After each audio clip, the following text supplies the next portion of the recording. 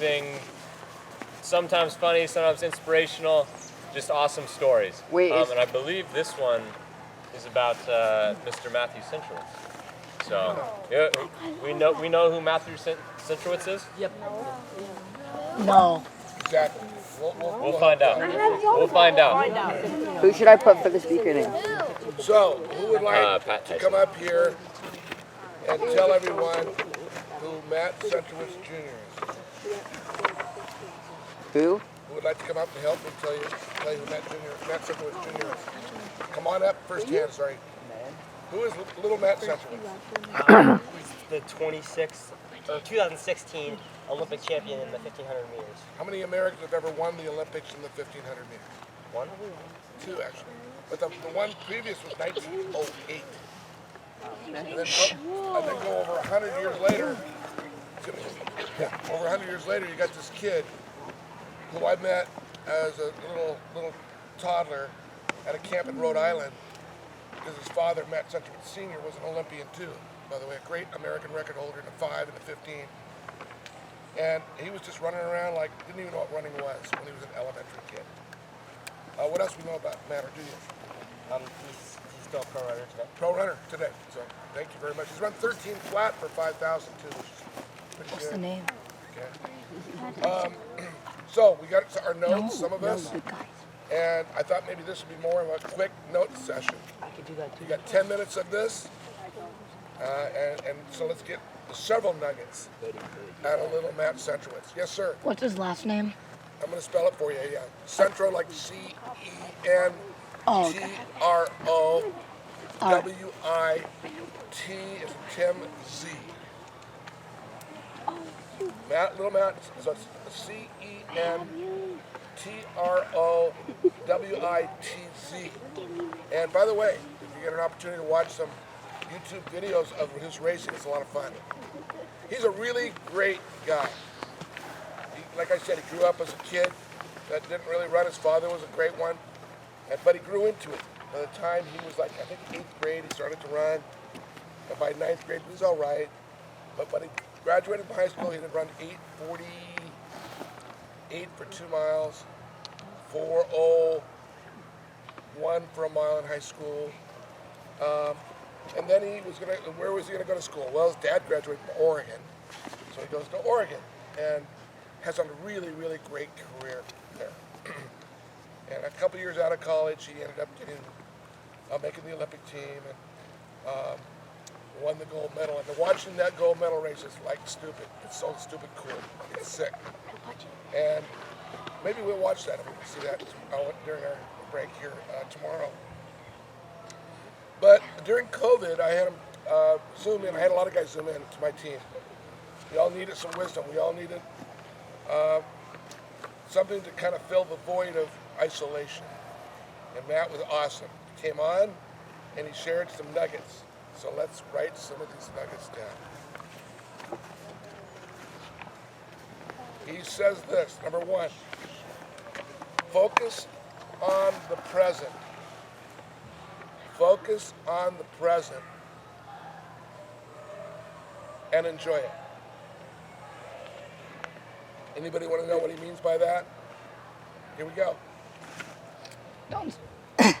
Don't stick too much behind in the past and don't look too far in the future. Can you speak up so everybody can hear you?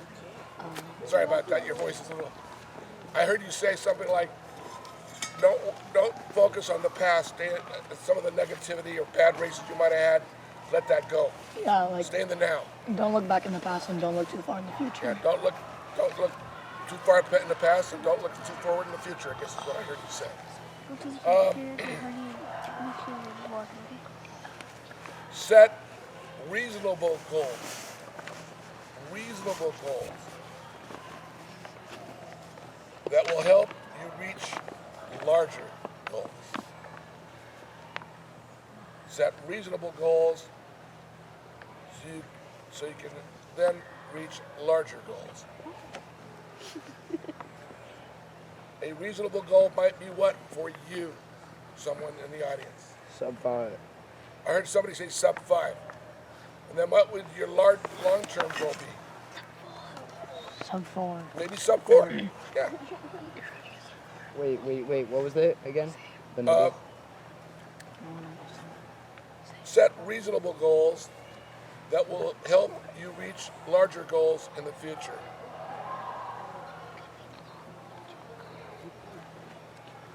Now, you are all kids. He's telling you when you get older, still be a kid. Don't be Peter Pan all your life. What does he mean by that?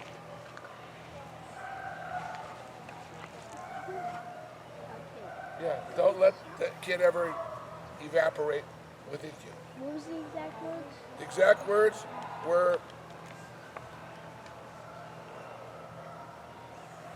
be a kid. And I added the word be Peter Pan. Always be Peter Pan.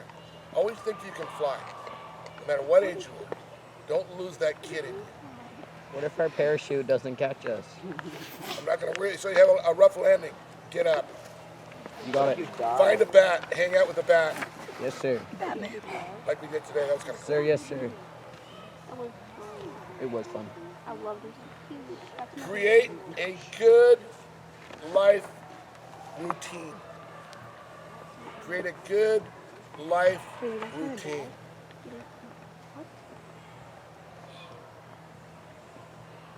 And fix the holes. What does that mean? Yes. Basically, it's saying create like a good routine and find like a problem and fix it. Okay. Can you think of something in your own personal running career so far that you've had to fix? Yes, sir. Bonking in the middle K of my 3K. Okay. Bonking in the middle of a 3K. And what did you do to fix that, or at least get better at it? I started running 35 miles a week. Okay. Upped his mileage, got stronger to fix that hole. Developing a new breathing pattern. Developing a new breathing pattern. Nobody can hear you. Developing a new breathing pattern. Okay, developing a new breathing pattern. Well, it might be for some, yeah. Cool.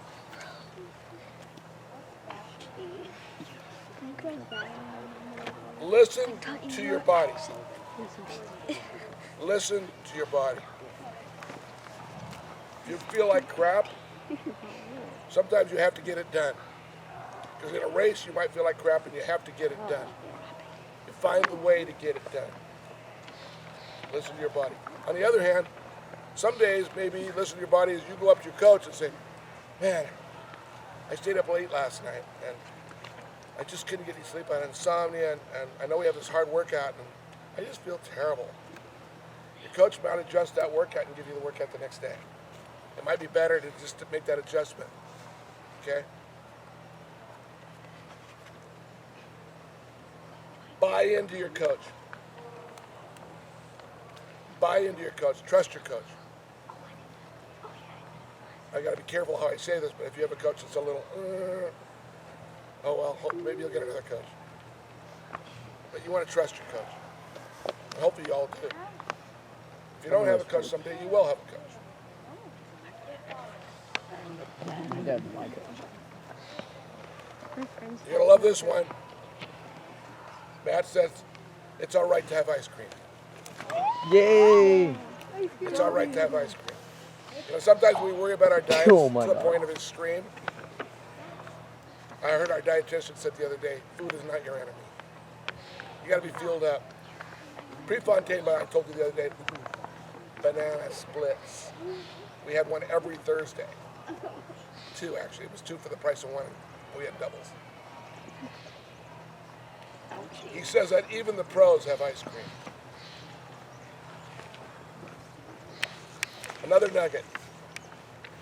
When you're on a team, love your teammates. Love your teammates. I love my teammates. I love And Fire them up. Have them fire you up.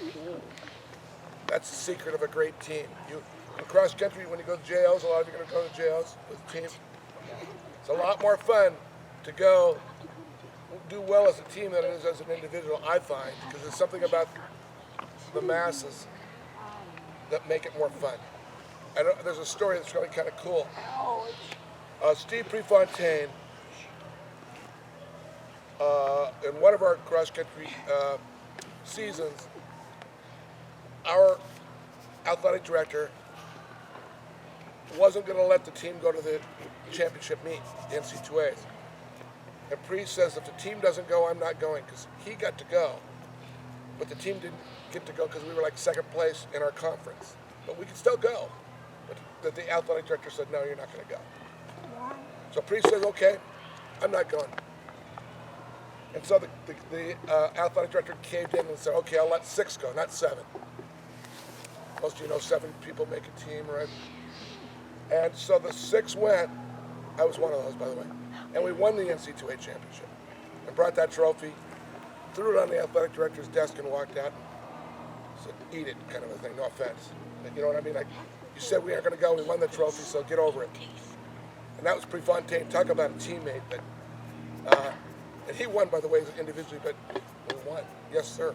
Why did the athletic director, why did she? Why didn't he want us to go? Yeah. Save money. You know, who cares about running? They only care about football stuff at some schools, right? Not Even, at. and that at Oregon at that time, they didn't care about running. But yet we were good. So, love your teammates. Fire them up. Well, here's a good one. Don't dwell on bad workouts. Another nugget. Don't Alright. dwell. Anybody hear of a bad workout ever?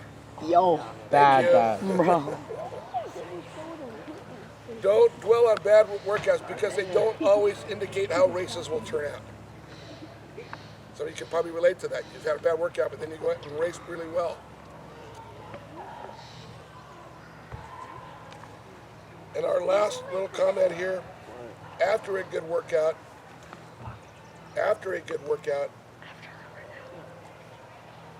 gain confidence and move on to the next one. Gain confidence and move on to the next one. But please don't become a workout hero. What's a workout hero? I gotta try somebody who hasn't talked yet. Oh, there it is. Someone who tries like really hard in the workouts or at the very end of the workouts, like It could be somebody that goes like, easy and then goes hard at the very end. I don't know, they just race every interval in a workout. Like, dude, you're supposed to go pace, right? And you go, dude. Then they go to the race and they puke and don't run well because they overwork, right? So don't race workouts. Follow the plan of the workouts. And love life. Be passionate. And get after it. But little Matt, cool dude. Watch his race. We'll probably see it. He's still running as a pro. One of my favorite runners. And he's just one of you. Went to camp. Ended up in the best on earth with the slowest time probably ever in the Olympics. But who cares? Right? Who cares? And a lot of world record holders have never got a medal. It's weird to say that. Yeah, why not? Because they had a world record, but it wasn't in that Olympic race. And they never won. In particular, there's a guy named Eamon Coughlin. It's a guy from Ireland that had that. Yes, sir. For your 11th nugget, love life, be passionate, and get after it. Life, yeah, I'm sorry about that. I'll get there. It is sick to be a workout. Love life, be passionate, get after it. Yeah, I don't know either. Nike had a slogan when they first started as a company. Just do Do it. it. Just do it. Because you don't, and it's running related. Just do it. Don't think about it. And do you guys realize this? Not that I'm promoting Nike, because there's a lot of good companies out there. Nike can get a little evil at times. But The guy who, does anybody know who founded Nike? Yes, Bill sir. Bowerman? Bill Bowerman was co-founder. Phil Knight. Phil Knight. Phil Knight Hey, you was wanted a a billionaire, by the way, because of this company, right? Phil Knight was the business guy. Bill Bowerman was the shoe guy, the cobbler, the creator of the, light shoes and waffles. But they needed somebody cool to wear them, or it doesn't matter. Prefontaine. Prefontaine. And the guy that would come after Prefontaine was a guy that Michael Jordan. was pretty good. He could fly. It's He was Peter Pan. Michael Jordan. yeah. Yeah. He makes like, I think, Nike makes like 1 point something billion off of, They do pretty Jordan. well off the Jordan brand, don't they? and then Michael Jordan alone makes 400 million a year. And really, Tiger Woods' product isn't too bad either on the dollar amount. They love their golf product too. Question or comment? Isn't the reason why like world records aren't usually set in the Olympics because there's like multiple rounds? So you might race the 1500 like. That's a good point. They're all about strategy.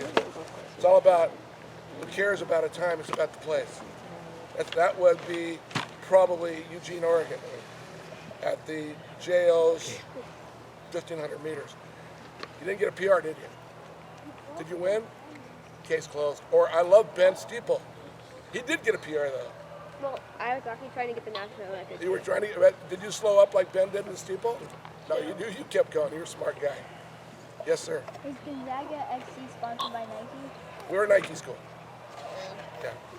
But I like all products. Don't worry. Well, you know what Bree ran most of the time when he was in college? What brand? Adidas. Yeah. Adidas. I was the group of 12 first people on earth to wear Nikes. Because Pri and I were the ones that were the guinea pigs.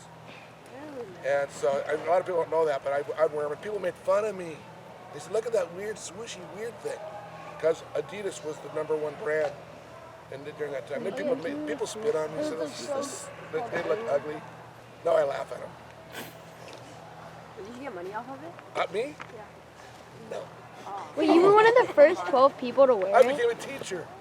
Wait, do you Nick still knows have, about money when you're teaching. We do it because we love kids.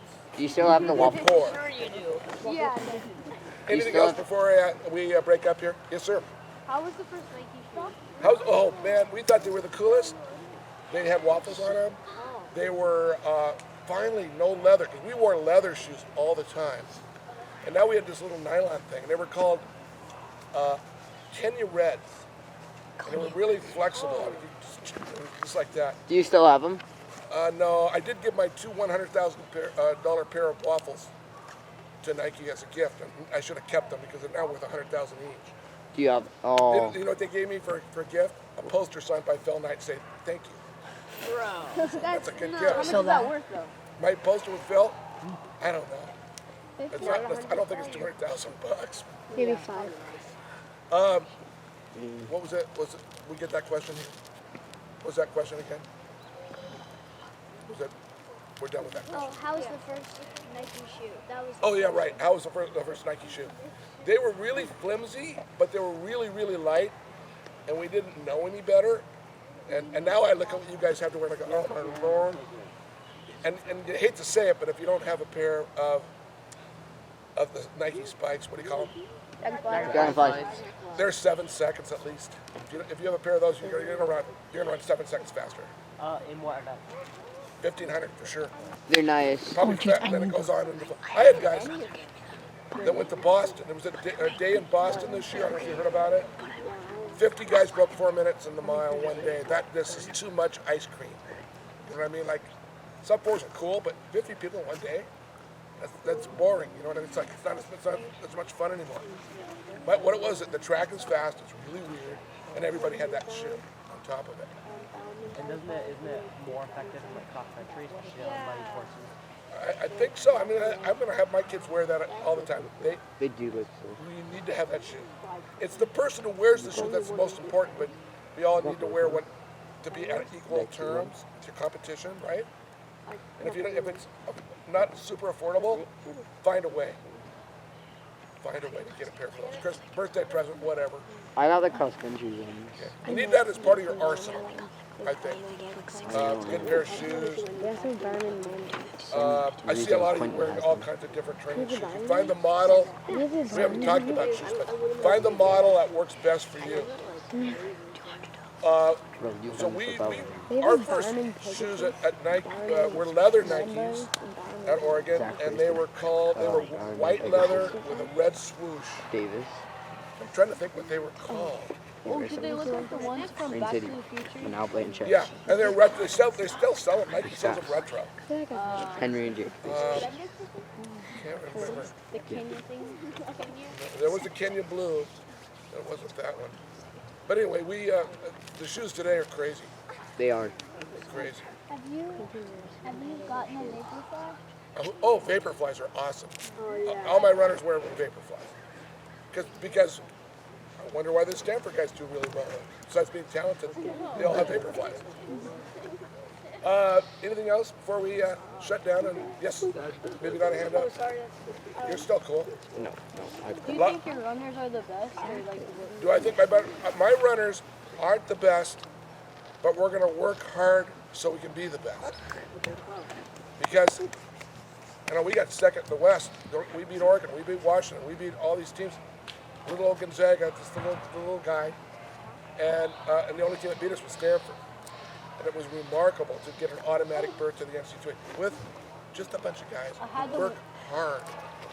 And I like that, by the way. I'd rather have a team of cool people who work hard together and see what we can do and knock off the cocky out there. No offense. Do you know what I'm talking about, anybody? It's kind of fun. Yeah. Did you get an NCAA? We got 13. We beat Notre Dame, we beat Georgetown, we beat Villanova. We're the first. I'm not a Catholic, but we are a Catholic school. It's kind of nice to go back to my president of my university and say, #1 in the country. Sorry, Notre Dame. Sorry, steeplechaser got beat by Ben. That was fun to watch, in my opinion. Anything else? Okay, little nuggets of everything there.